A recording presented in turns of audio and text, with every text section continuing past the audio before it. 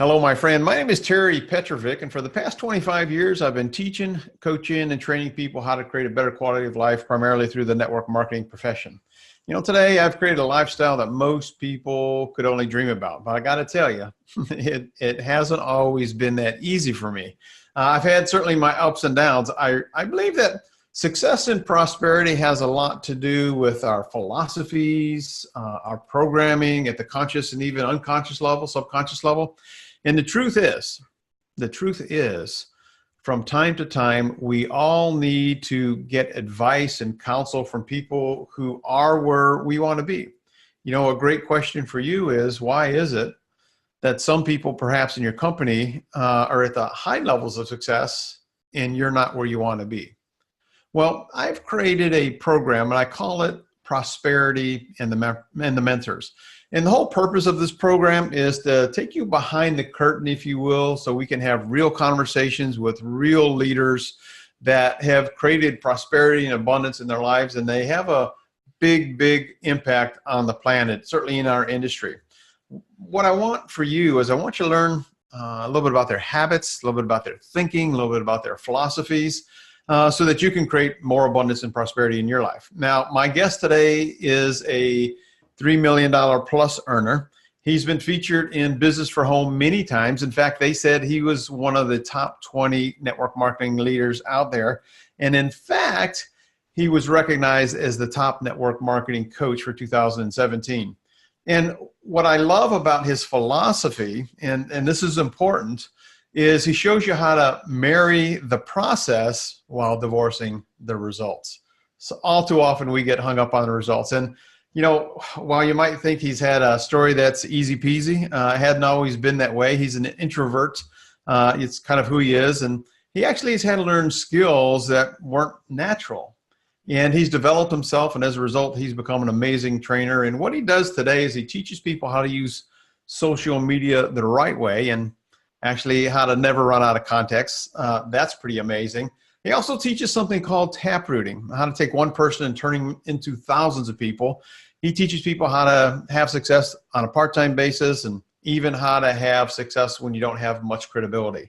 His book today is The Game of Networking, and it's one of the hottest books in the network marketing profession. My guest today is the amazing Rob Sperry. Rob, thanks so much for being here, man.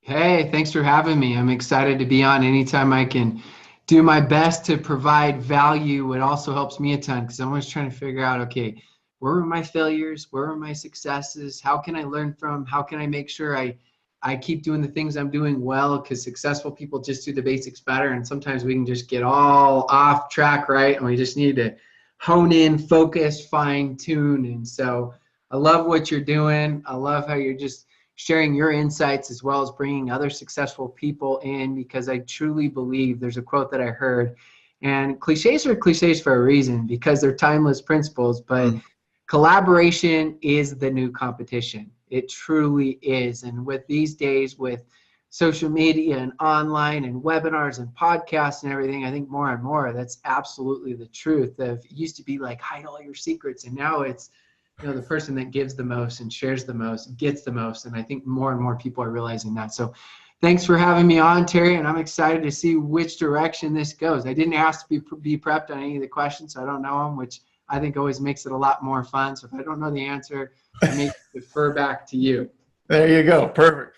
Well, let's take our viewers and listeners and readers behind that curtain a little bit of Rob Sperry. Talk a little bit about your journey, maybe some of those early on struggles and how you've created the prosperity that you have in the industry. Yeah, I mean, everybody has different fears, right? We all have fears. It's just human nature. We all have insecurities. So it's funny how people say, oh, that person's insecure. We're all insecure. We're just insecure in different areas. For me, my insecurities were public speaking. That's normal. That's most people. For me, I was the kid that wouldn't go to my neighbor's house without my brother, who was 2 years younger than me. I was the kid that wouldn't swing a baseball bat when I played baseball when I was in 4th and 5th grade, to the point my dad had to threaten to ground me if I wouldn't swing the baseball bat. I was the kid that refused to speak in church, which was taboo at the church I went to say no to the church leader. And I said no for years and years and years and years. I didn't even speak once until I was 19 years old. And so I don't just say that I was naturally shy or naturally an introvert to create some sort of, I mean, this is just me. That was me. That was my story. But I had huge goals. I had huge ambitions. And I always say that we all have fears, but the question is how big are your goals, your ambitions? My ambitions were here. My fears were right there. So my ambitions were on a scale 1 to 10, a 10, but my fears were a 9. And so it was like always this constant battle, right, against both of them. But the one thing that I will say that I have is I am very tough. I am also very coachable, and I know I'm not the best, and so I know that I'm going to have to learn from everybody. And because of that, that really helped me in my journey, where I really did understand that, as you said at the beginning, I understood that I needed to marry the process and divorce the result. I understood that failure is part of the process. And so for me, that helped me out tremendously to go all out, take massive action. But then after I took massive action, Terry, it wasn't that I was just off the races.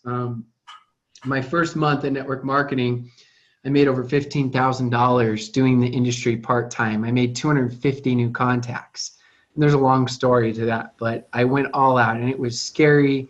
I didn't do anything my first 2 days. I had a mentor that made over $20 million that kicked me in the butt. And so I finally went all out. What did I do months 2, 3, 4, and 5? I went back to my nature. I managed. I didn't lead. I didn't reach out to new people. I just tried to get my people to do what I did. And eventually I realized the whole speed of the leader, speed of the pack is absolutely truth. And I had to get my butt in gear. And so I had to go back to it. So I say I'm tough, and I talk about my story, and I launched. But people don't realize that I kept reverting back to my nature, which for all of us, one thing we all have in common is we all want the path of least resistance. So for me, I went back to my nature, and then I realized, hey, my fears are here, but my goals are here, and my actions aren't matching my goals and ambitions. Because everyone always talks about how deep their why is. Are your actions matching your why? Because if they're not, my question to you is your why a lie? And you say, no, Rob, I want to do humanitarian trips. I want to get my spouse at their job. I want to change the world, blah, blah, blah. I love it. But really?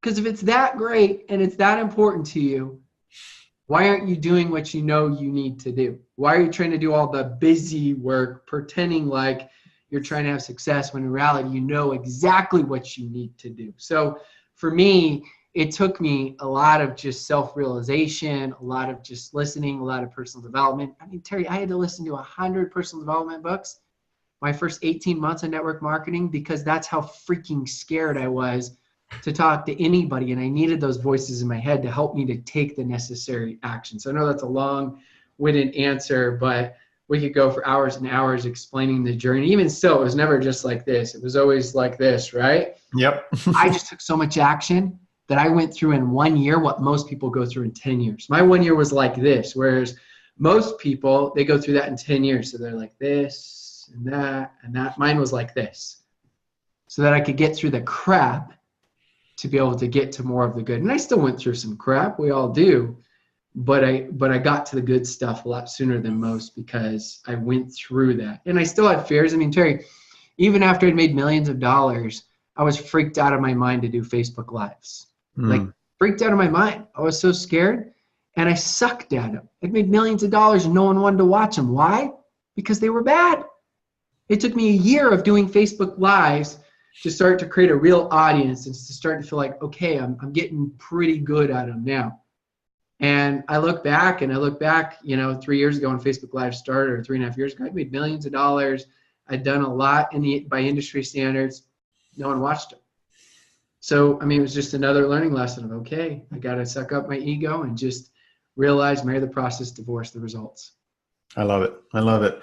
How would you, if you could, Rob, define prosperity and abundance today? Yeah, I think everybody's different definition of prosperity is a little bit different. I talk about in my book of the fourth law is the law of profitability. And it's really just creating that win-win scenario. And everyone always thinks money. And prosperity is different things to different people. Now, of course, I think it was Zig Ziglar that said money is like oxygen. And I agree there. Because, I mean, without money, you can say you want to do humanitarian trips, but good luck. It's going to be hard, right? You can say you want to go spend all day, every day with your family and travel the world. Well, good luck. So money is the vehicle, but I think we need to truly define what our life looks like. Most people, even seven-figure earners that I coach, I ask, what do you really want? What does your perfect life look like? And they don't know. Most of them don't know. So you've got to be really specific on what is prosperity to you. To me, I did 7 family vacations this year. That's prosperity to me. That's probably the easiest way to sum it up. I was able to go with my wife when I went and spoke in Australia. I took her. We did some fun when I went to Europe. I've gone to Europe 3 times this year, but one of the times when I went with her, that's prosperity to me. For me, the number one focus was I wanted to always be good with my maker, which is always a constant battle. I'm always looking at doing better. It doesn't matter whatever your beliefs are. If you believe in a higher being, for me, that was number one, because I feel like that kept me in alignment. And after that is I wanted to be a great husband. I wanted to be a great dad. And I wanted to be able to be that neighbor and friend. If someone needed, I could be there to help them out. And then I wanted to be able to progress, because I believe as human beings, when we progress, we're happy, and when we're not, we're not. I don't care if you've made $100 million. If you stop progressing, you will be miserable. That's why we've seen, even recently in the last 6 months, famous people worth hundreds of millions of dollars commit suicide. And people are like, why? They had everything. What do you mean they had everything? What does everything mean? What does prosperity really mean?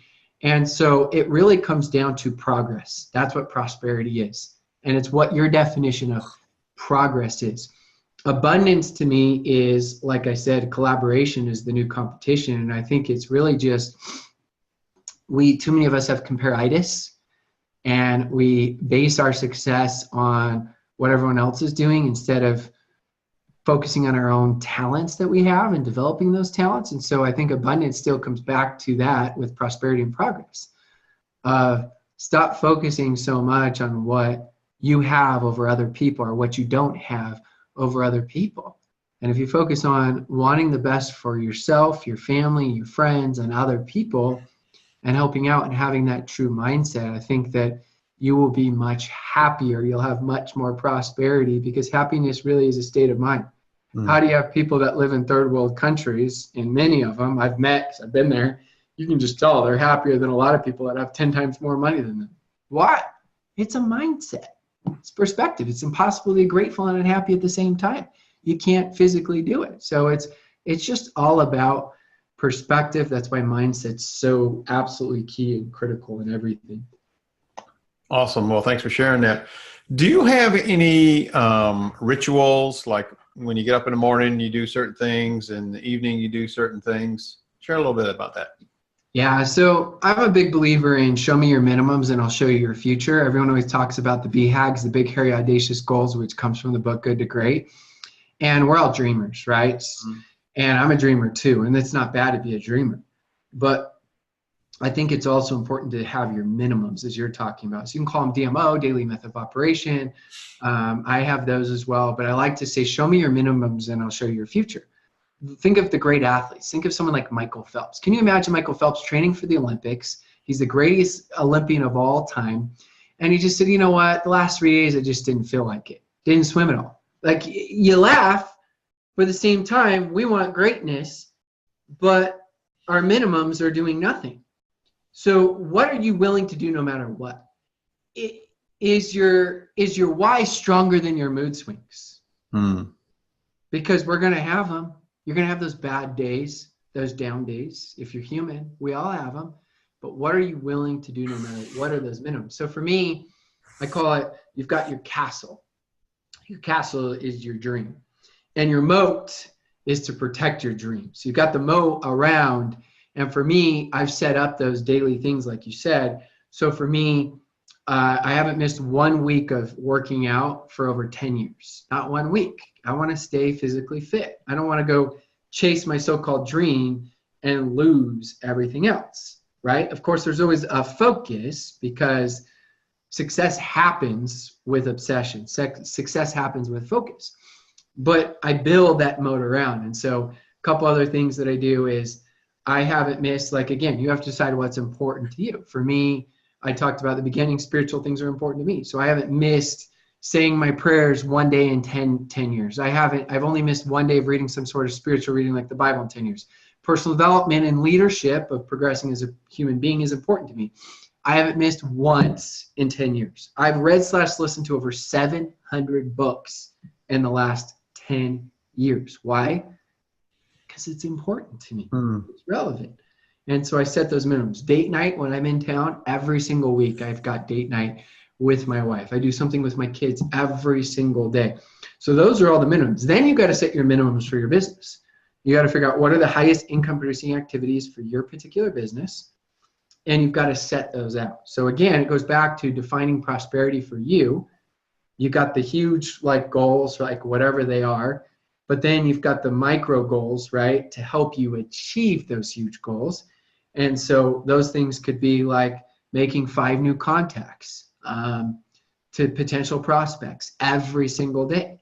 That's your goal. And then you could say, my minimum goal is no matter what, I am making 1 new contact because every single day I'm going to progress my business forward. And so those are things that I've gone throughout my life of just really always trying to set those minimums in the bar high enough that I'm ready to really protect the castle and continually build the castle. So take me back to when you decided to make that run. You had some people would refer to as like a hustler routine. What did that look like? Can you share any specifics there? Yeah, for sure. So my goal was 100 total, you can call them touches or contacts every day. And those included people that were on my team. It included new people, and it included just anything to do with my business, because those are all things that were affecting my business. So that was a quantity goal. A quality goal that I started creating was making sure that I was doing the higher effective income producing activities. So I wanted to make sure that I was always making at least 3 new contacts every single day. I was reaching out to 10 people every day, non-business related, just to nurture those contacts, those people, know what's going on in their lives, be a good human being. And then I was making sure I was adding about 3 to 5 to my lead list. And so I had a notebook where I would just, and a whiteboard, a huge whiteboard, and I would just keep adding. So I had who those people were and those names as far as who to reach out to. And so those were the key things that I did to really focus. And then the last thing I did is I really focused on third-party validations, whether that's 3-way calls, in person with somebody else, a Zoom, whatever it is, because either people look at you and they say, you know what, I could never beat Terry. Of course Terry's so successful. Or they look at Rob and say, I would never want to follow Rob. So either you're too good or you're not good enough. And that's why it's important that people hear a different third-party validation. And so that's what I would do when I would go on all-out blitzes. And then, of course, there would be those times where I would just go all out and I would spend a week and I just wouldn't stop. I mean, it was literally, my goal was 20 plus new contacts every day. And people are like, well, where do you find those people? Seriously, with social media these days, go to a Facebook group, go find something that you have in common with people. So for example, if you love hiking, go find a Facebook group that has to do with hiking. Why? Because those are people you could naturally relate with. Those are people you could naturally connect with anyways. Then go make friends with them. Make a post. Go interact with them. Add them as friends. Shift the conversation to Facebook Messenger where it's audio, because now they hear the tone, the passion, right? And from there, now you're going to have unlimited contacts. Now, of course, once someone signs up in my business, then instantly if I get them launched, every single new person they put me in front of, I'm going to get that person's contact information. So my list is continually growing forever. And I did these simple things, different variations of them throughout the years. And it was like I could never get through all the people that I have because my organization just kept growing and growing and growing. Fantastic, fantastic. So I want to go back just really quick to your routine. So tomorrow morning or this morning, you got up, feet hit the ground. What took place the first 2 hours? So this morning, sorry, I'm writing down notes. Anytime a thought comes to my mind, I put it down. So this, for me, the very first thing that I do when I wake up in the morning is I actually drink a lot because I want to make sure that I've got the energy and that I stay healthy. So that's the very first thing I do. I always have branched chain amino acids because I do intermittent fasting. I started before the craze. I actually started like 5 years ago. So for me, it's just easy now. And so I'll start by drinking a ton of water. Then the very next thing that I'll do is literally I will get up, I will get dressed, and right away I'll head to the gym and I'll start listening to personal development. I'll get to the parking lot, and when I get to the parking lot of the gym, I will start then and I'll go message my 10 people for the day. So I'll go find 10 people that I haven't spoken to in at least a month. Sometimes it's a year, 6 months, sometimes it's 5 years, or sometimes it's a brand new contact. And I will go do my reach outs, right, during the day and reach out to those people. Then I go hit the gym. On average, I work out for about an hour. And at the gym, what I'll do is I will listen to personal development. And I have my Evernote, which I use for my notes because they all sync. And on that, anytime I have anything that's insightful, I'll pause it, I'll bookmark it, I'll go take notes on it a little bit. That's where I get a lot of my ideas for what to post on Facebook, for what to do Facebook Lives on, for what to train on. So now I could go look up any topic. I could say fear. Anytime the word fear is mentioned anywhere in Evernote, it will search it up and pull it up. And so that I have that, so I'm just ready to go. And so I've got my water, I've got, a couple of supplements, so I'm healthy, I'm ready to go. I've got my personal development, so I've got my mind right. I've already reached out to people so that I'm just being a good human being, and I'm always networking and knowing what's going on in people's lives, non-business related. I'm ready to go for the day. Then after that, right, it's come home and I'm just like, literally, I'm like almost like I'm shaking on the inside because I'm really quiet on the outside, and inside I'm always like, just let's go. And I'm just ready to go. So I'm so excited to come home and just hurry and shower and just get my day started and ready to make it happen, because it's already started for me for the last couple hours of, everything from water to gym to personal development to reaching out to people. And what time do you usually get up? Is there a pattern for you? Are you Yeah, like typically it depends on the day. Yeah, I get up about 6:30. Okay, cool. Has there been a book, Rob, or a gift that you find yourself giving to people over the years that you really have enjoyed? Yeah, it changes all the time because I just read so many different books, and I love getting new books and new insights. A book that I really liked recently was Essentialism. And that book would be, I would call it the better version of The One Thing. Totally different authors, but it just puts things in perspective for focus and success in life. And so I love that book. There's so many books that I could go through that I always pick out and take notes, and I try to remember at least a couple things from each one that had huge relevance to help me out. But I also like to pick a topic that I want to train on.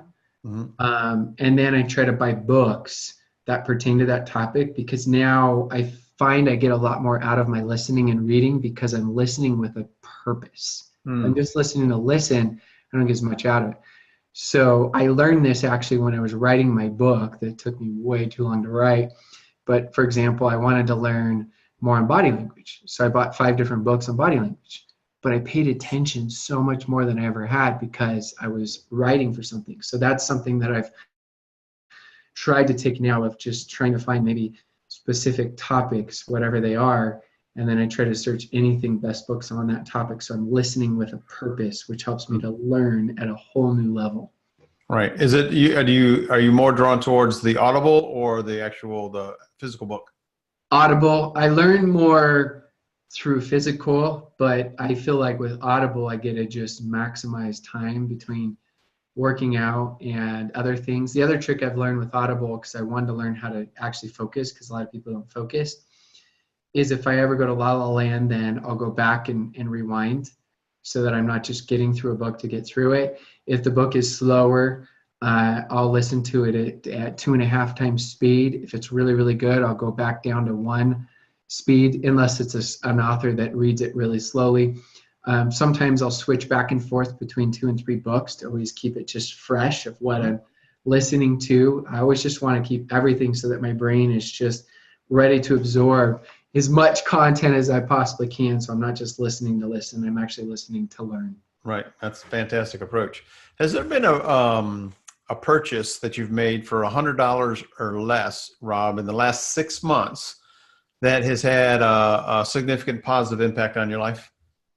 I mean, I would say that's the case with every single book. I've got an Audible where I get 3 Audible books every single month, and it's like, I don't know, $25 for 3 books, and I get so excited as soon as I get to start a new one. I just want to get through it so I can get to the next, but I'm like, no, you can't just try to get through just to get through. And so for me, I think that's probably the best thing. The other thing that I've done, which is really simple and it's free, is social media is inspiring for me. Why?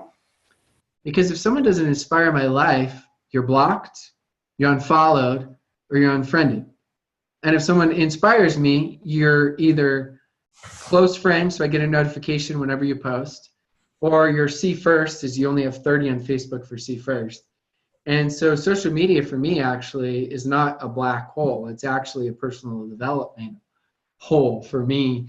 And you got to make sure that you don't get too caught up in that where you don't take action. Because if you know everything, do nothing, you absolutely know nothing.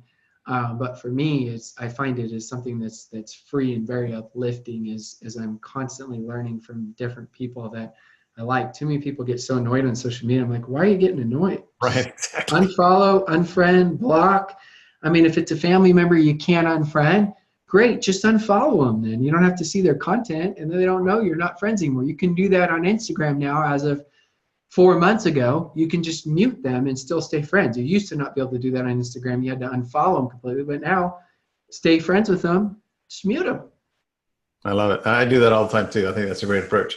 So let's shift the conversation a little bit towards business success and I guess the human side of life.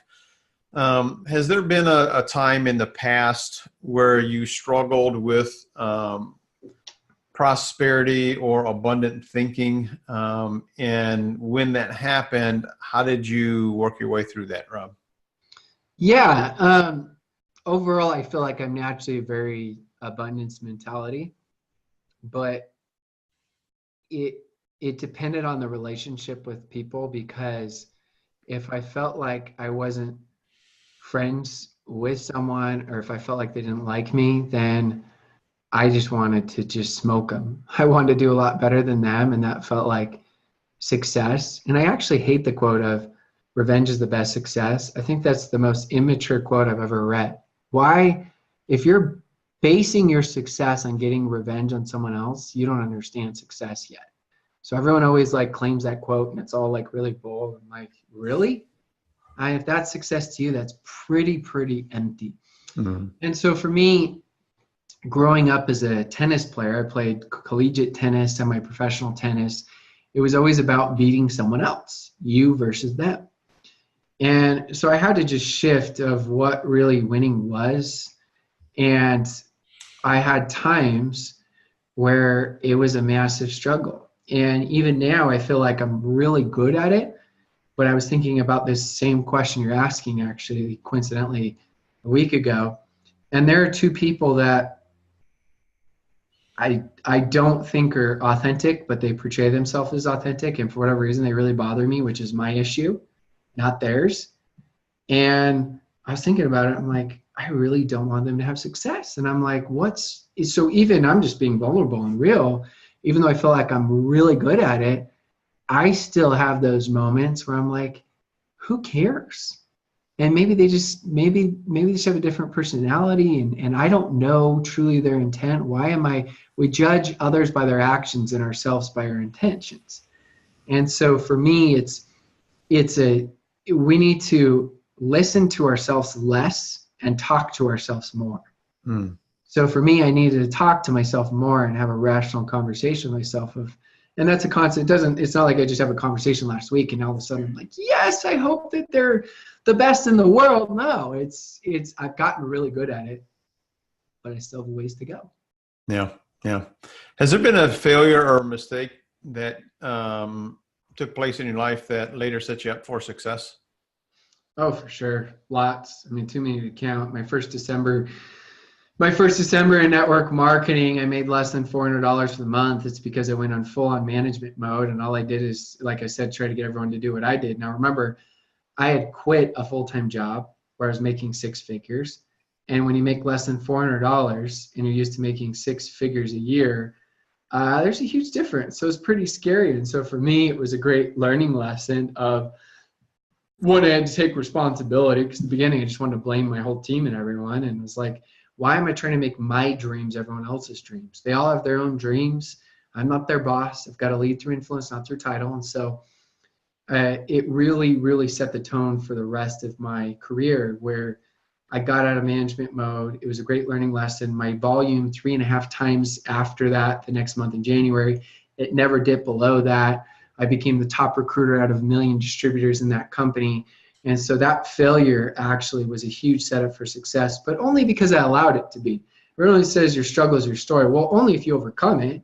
Otherwise, your struggle is a pretty awful story. So you got to overcome it. And so luckily I did. And so now it's one of the most powerful parts of my story. I love it. How important has visualization or meditation been for you as you've built your successful career and everything you've created? Well, I was a highly competitive athlete, and so I was always taught all of that from a very young age. And, you know, I still remember probably the best comeback I ever had in tennis, where I was down 3 match points. It's the semifinals, playing number 1 singles for my high school team. And there was a huge crowd there. For tennis, usually only have 2 or 3 people. There's a huge crowd. And I got up there, and I just remember I was always taught to visualize. And at that point, I just literally visualized everything. The serve I was going to hit, the shot after. Long story short, I ended up saving about 7 match points, which saving 1 is pretty hard to do. That's like hitting in basketball. That's like hitting a last second shot 7 times in a row. And that's what I did. And I won the match. And it was really that. And so I had to do the same thing in my business. It's not fake it until you make it. It's act as if. How would you act if you were making the kind of money that you want to make? How would you act if you were already $1 million earner? And you wouldn't act arrogant. So don't think, well, I got to act arrogant. No, but you would act confident. You would be bold. What would the words be? What would your posture be, right? What would the tone be? And so for me, I had to start visualizing it in my mind so that I could start acting like it, because if you want to become it, right, you need to start to become it first in your mind. It doesn't just happen by chance unless you got lucky, and true wealth is ability. It's not what you have in the bank. We don't want to bank on getting lucky. That's net lottery ticket marketing. That's net hoping, net wishing, net dreaming. That's not network marketing. Right. Let's say somebody is stuck financially. Perhaps their thinking is they're too old. They can't change their future. They've tried network marketing companies before, never really had much success. What 2 or 3 tips or advice would you give that person, Rob? Yeah, most of those people, I mean, number one is it really just starts with you and your belief levels. And if you don't have the belief at all, well, borrow the belief. Borrow the belief from your company. Borrow the belief from one of your leaders. Borrow the belief from someone else's story, and stop making yourself the issue, because why can't someone else be better than you? Maybe you don't believe in yourself yet, but that's okay. Why can't other people be better than you? So stop making it all about you. Stop making yourself the issue. So that would be tip number 1. Tip number 2 is massive action solves all problems. Yes, we need to learn to take deliberate action and learn and pay attention of how you can get better.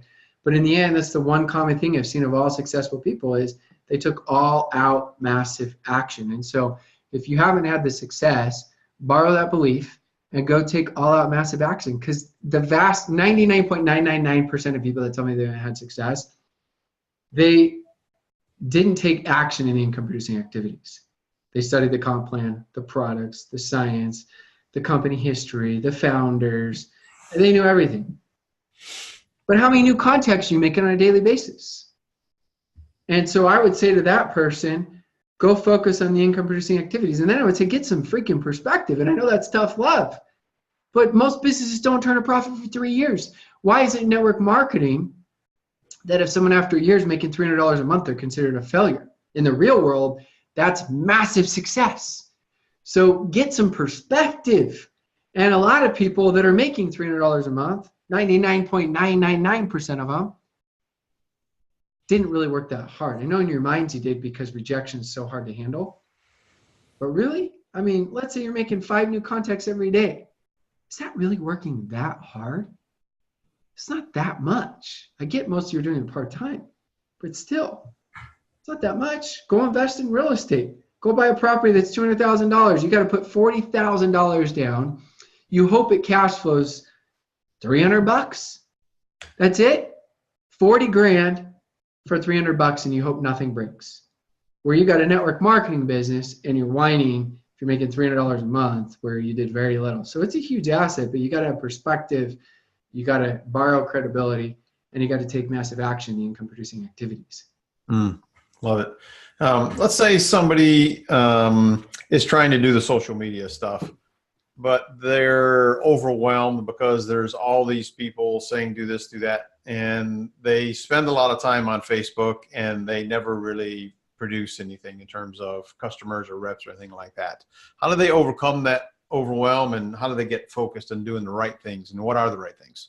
Yeah, so I mean, there's so many different things to go through, but I would say the right things would be, number one is post every single day. Post every day. Now, if you're someone who only posts once a month, start out posting once a week, once every 3 days, every other day, and then eventually post every day. Why? What's the purpose of social media?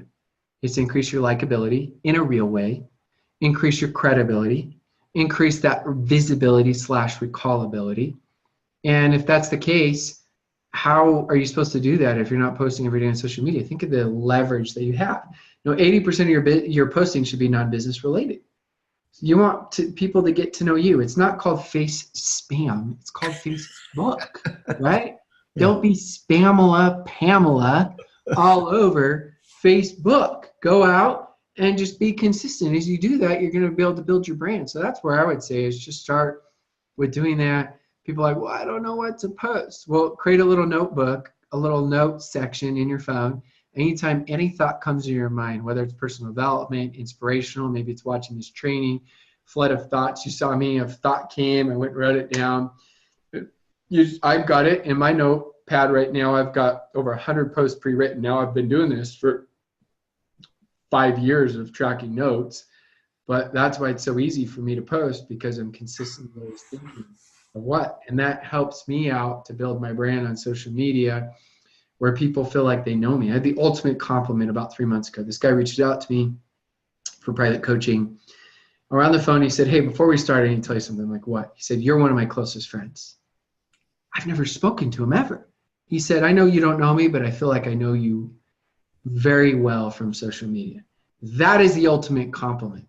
That's what you want to be able to do, is get to the point that people feel like they know you. So when you do reach out to them, hopefully you can find that win-win scenario with them. I love that. That's pure power right there. It's about being, I think, authentic more and more today, and not, being fake. And, what's your perspective on posting things that are, I want to say, divisive? Politics and religion are the two biggies, I think. Yeah, there's 2 lines of thinking. Number one, for example, let's say I post something that's political. Now I've got 50% of my audience that I've just abandoned. And so one line of thinking is no, because, why would you want to mix your brand with that? I don't think either line of thinking is wrong. The other line of thinking is niches to riches. I know it's niche, but that doesn't rhyme with riches. So niches to riches. So the other line of thinking is be who you are and, get really narrowly focused on creating that loyal following. It's been said by marketers, different marketers, that if you can create 1,000 loyal followers, you'll make millions of dollars. And so, the other line of thinking that I have friends that just say, you know what, they talk about whatever it is, their beliefs, political, God, whatever. And they're just like, we're not trying to be everything to everyone. We're creating our little brand and niche. So I actually don't think either is wrong. I think you just have to make sure that you have a clear-cut strategy and understand the strengths and weaknesses of both. And then you create your strategy and you go do it. I mean, think of some of the most compelling people.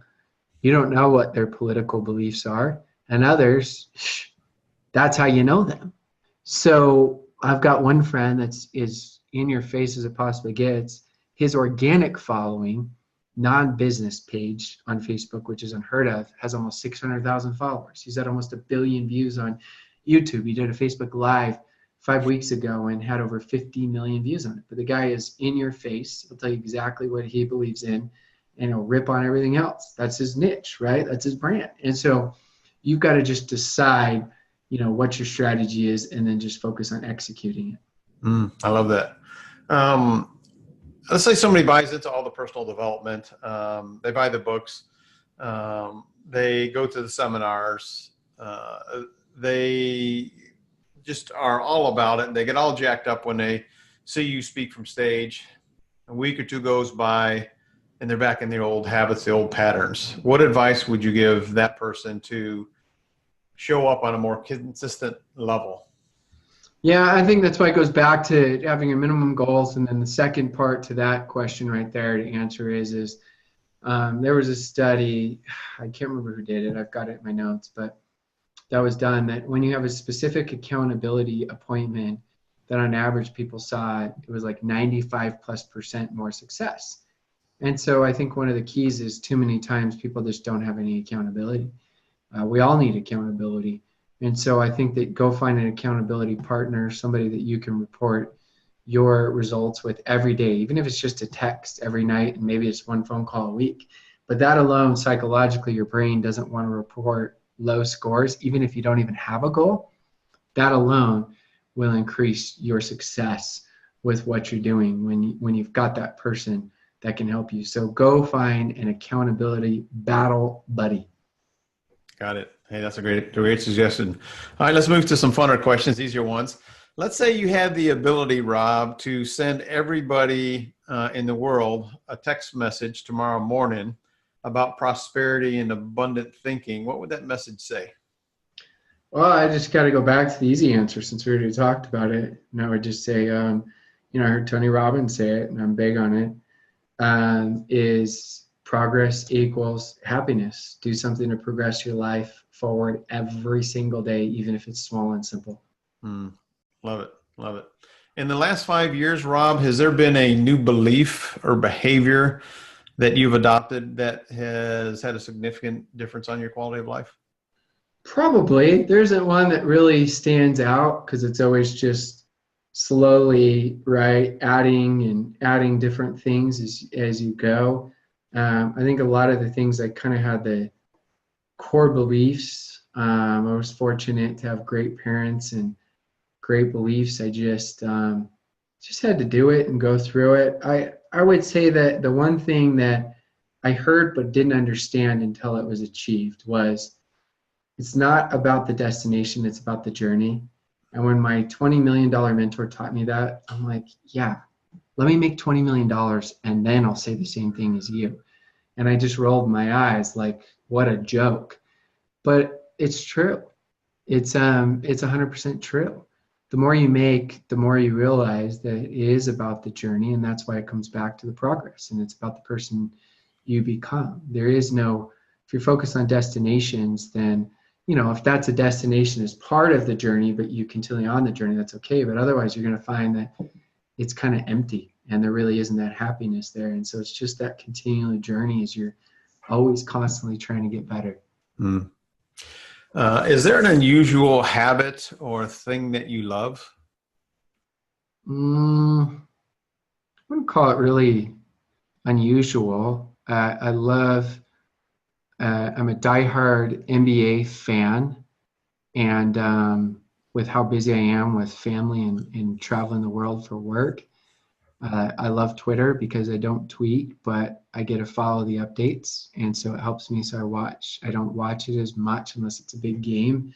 And unfortunately, they're pretty good this year, which is great. But then it's like I want to watch more, where they're bad the last several years and it was just so easy. I love movies. that's kind of my outlet. So my wife and I love doing date night dinner, hanging out, talking, and then just going and watching a movie. And even though I don't watch a lot of TV, I love TV shows. Of watching at 10 p.m. at night. After I don't turn on the TV until 10 p.m. and then a lot of times I'll just watch a show from 10 to 11. So I love finding shows to binge watch with my wife, where we just kind of get through them and just, we've got that show we're looking forward to at 10 p.m. We don't even have a TV in our main rooms upstairs or anything like that, because we just make sure that we're all focused as a family. And then once the kids are in bed and stuff, then we go do that. So I don't know. Those aren't really odd things. No, that's good. That's good. That's good. Is there a mantra that you find yourself repeating over and over again, or over the years, or now? Yeah, rich people think long-term, poor people think short-term. That's spiritually, financially, physically, mentally, and in all aspects of life. I do understand that you got to have a balance of short-term urgency and long-term vision. But I just think too much of this world is instant gratification instead of delayed gratification. That's why we talked about at the beginning of divorce the result and marry the process. Well, that's full circle and bookends. Man, I just want to say thank you so much for sharing. You dropped so many pearls of wisdom there. I just wanted to say thank you. I know everybody got a ton of value out of this discussion we've had. So if somebody wants to connect with you, what's the best way for them to do that, Rob? Go find me on Facebook. Facebook's where I'm at the most, and you can find me there, whether it's my personal or business profile. I'm on there a lot. It's harder to respond on business from messenger standpoint, easier on personal, but yeah, come find me there. And I try to provide, I post every single day. I think I've only missed once in the last 5 years. So every day, hopefully I don't annoy you. Try not to post too many times a day. 3's the max, but usually on average, it's about 1 to 2. Well, again, I wanted to say thank you very much. Now, do you have a group, a Facebook group of any kind where people can connect as well? Yeah, I got a couple. One of my Facebook groups is the Game of Networking, and there's over 30,000 people in there. And it's just all free generic content in there, and there's no spamming or anything like that. And we've got, just yesterday we had 2 different $1 million earners do trainings in there. And so I bring a lot of top people and have them do trainings. And so that's a great place, a great resource. Fantastic. Fantastic. Thanks again, Rob. My friend, hopefully you got some value out of this again. If you did, please go and connect with Rob, get his book. You're going to love it. You're going to learn so much from this guy. And if you want to stay tuned and get value out of this interview and other interviews that are coming up, just go to terrypetrovick.com/mentors. Remember this, my friend, you have a choice. Make it a better than terrific day and a prosperous one, because you absolutely deserve it. Until next time, bye-bye for now.